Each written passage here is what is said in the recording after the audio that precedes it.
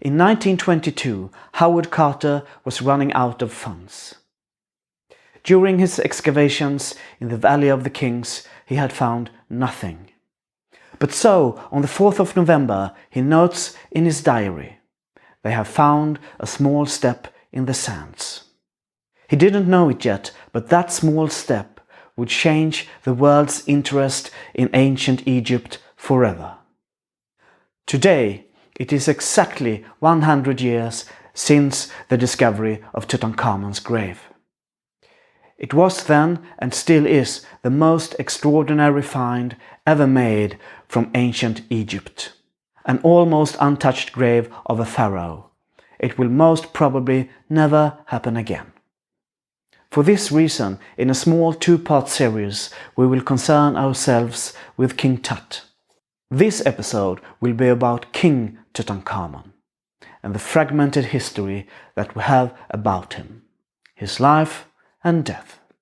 The next episode will be about his resurrection and life after death, about the excavations and invaluable finds and a 3,000-year-old fame. I am your host Morten Eriksson. Welcome to Ancient History.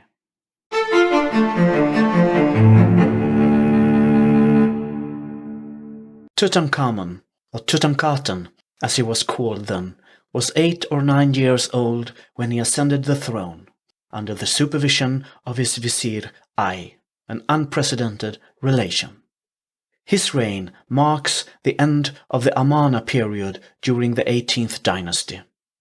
It started around 1351 BCE with Amenhotep IV, also known as Akhenaten, who moved the capital from Thebes to his newly built Amarna and disposed of the polytheistic religion in favor of the sun god Aten, a highly unpopular revolution in Egyptian society.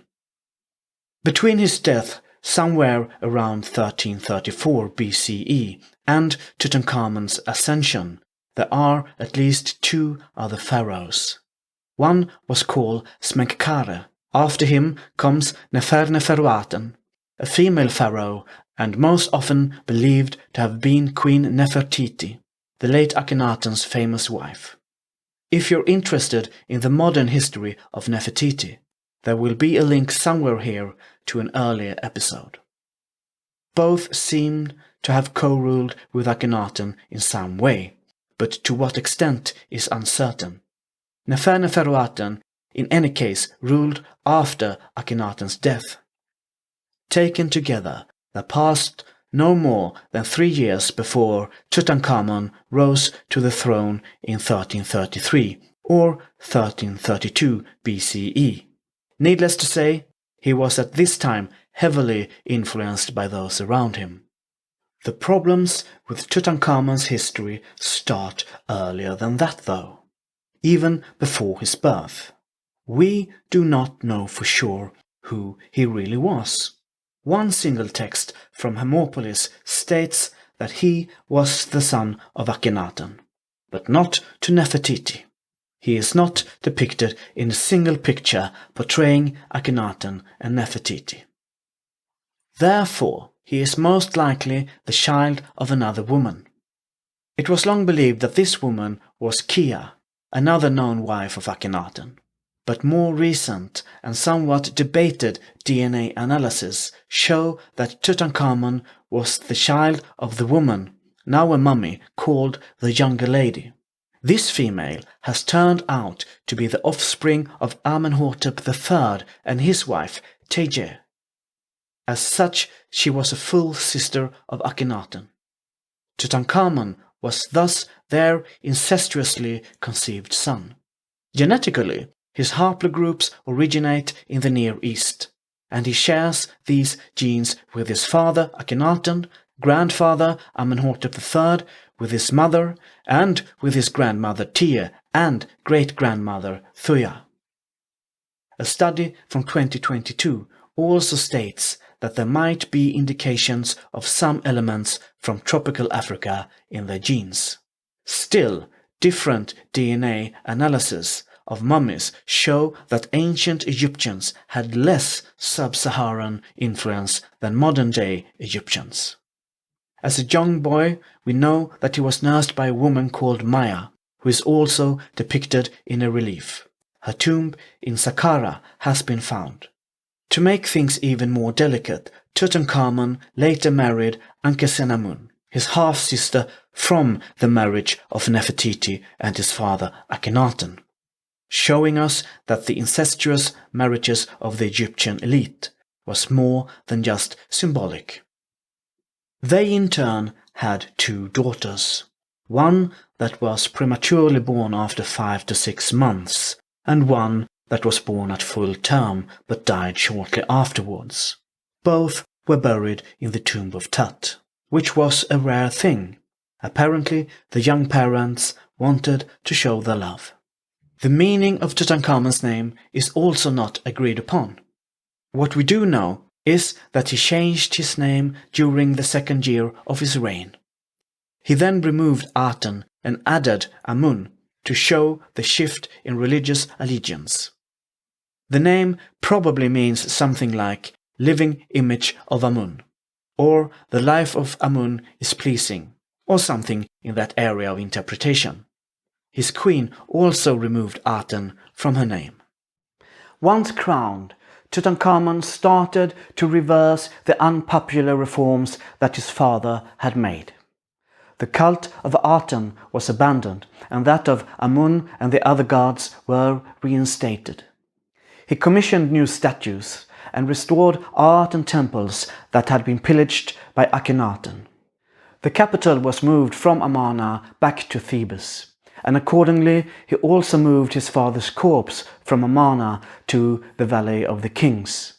He also built new statues and temples in both Luxor and Karnak. As a result, and probably as a stratagem from the priests, Tutankhamun came to be venerated already during his life. This was usually only done for dead pharaohs, but stelae and temples were now built for Tutankhamun's honor throughout the realm. During the Amarna period, and also in Tut's reign, Egypt went through political turmoil and economical decline. Akhenaten seemed to have neglected diplomacy, but it can also be that the political situation had changed due to other factors. Nonetheless, Tutankhamun tried to restore diplomatic relations. Despite this, Egypt was also in conflict with both the Nubians in the south and with different peoples in the Near East north of Egypt. These conflicts are recorded in his mortuary temple at Thebes. Which leads us to the death of the young Tutankhamun, a death that would mark the end of the royal line of the 18th dynasty.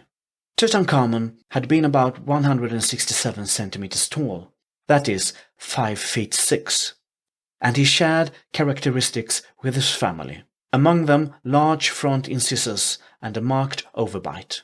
His waist had been slim, the hips rounded, almost feminine.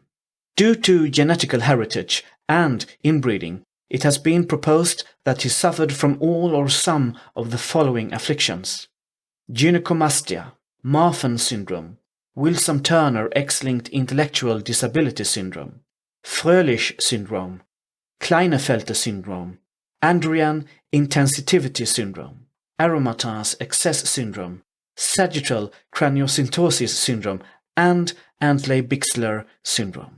He also seemed to have suffered from a possible mild case of scoliosis, a flat right foot with hypophalangism, and a possible but disputed clubbed left foot with necrosis. That he had some sort of walking disability is in any case clear. Tutankhamun is always depicted with a walking cane, of which no less than 130 were buried with him. It is also clear that he suffered from the most serious version of malaria, and he seems to have endured a bone fracture at some point in his life. It is, however, hard to say something definite about his skeleton, since his mummified corpse was broken into pieces after the find of his tomb. But more on this in the next episode. And lastly, at his death, he had an open, not yet healed cutting wound to his knee. The edge of the weapon pushed gold fragments from his garments into the wound, making it impossible to heal.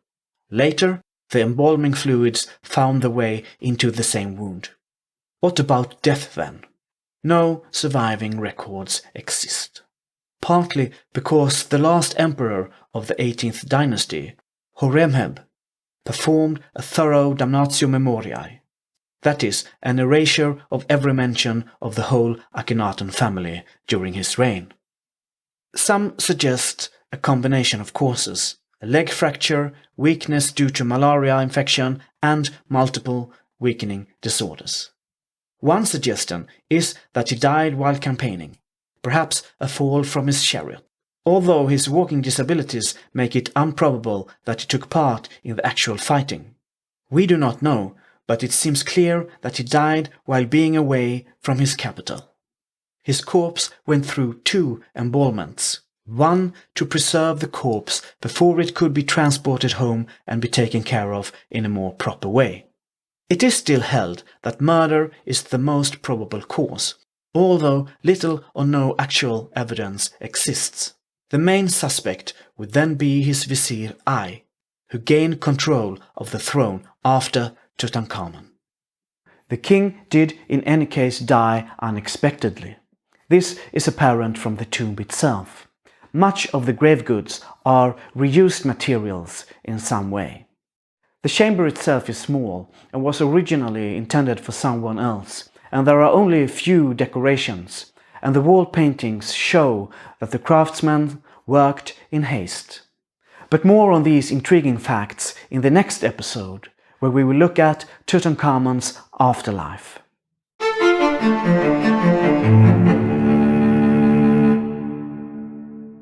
Hi again. If you like this video, hit that like button and share a link with your friends. And don't forget to subscribe. And if you would like to help me make even better documentaries about the past in the future, please consider joining me at Patreon. I've put a link to my site in the description below. See you in the next episode about Tutankhamun.